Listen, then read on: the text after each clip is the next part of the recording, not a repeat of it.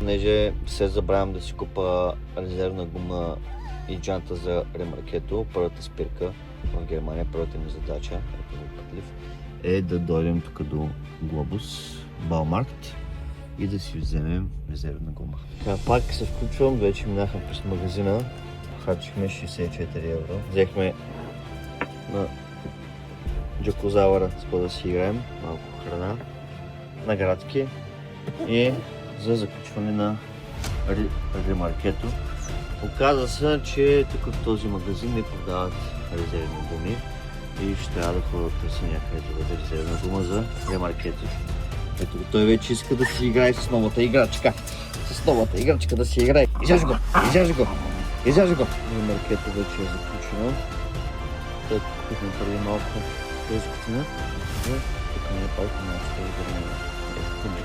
Ето е обичайното място в Германия, където играем с Джакозавъра. Ето това е резултата след игра с топка. Вече не можем да дишаме и само искаме да лягаме и да пием вода.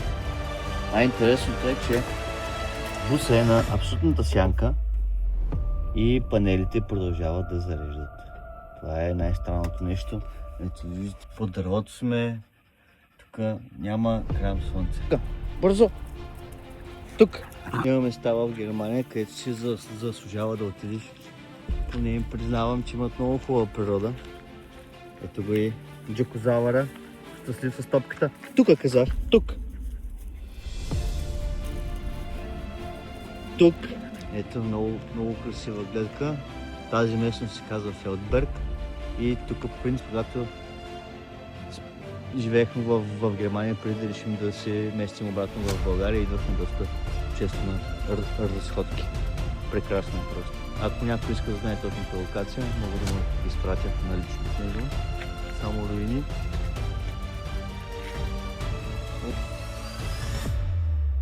Ние се изморихме от берите и в момента вече ходим долу към бусокемпъра.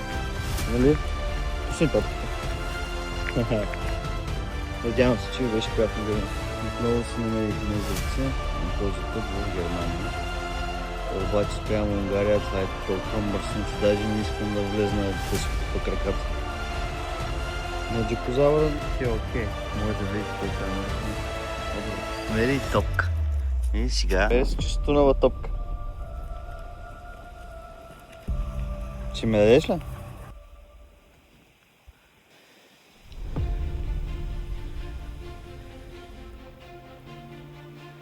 Забравихме да кажем с Джакозавъра. Моля, сабскрайбвайте се и дайте по един палец.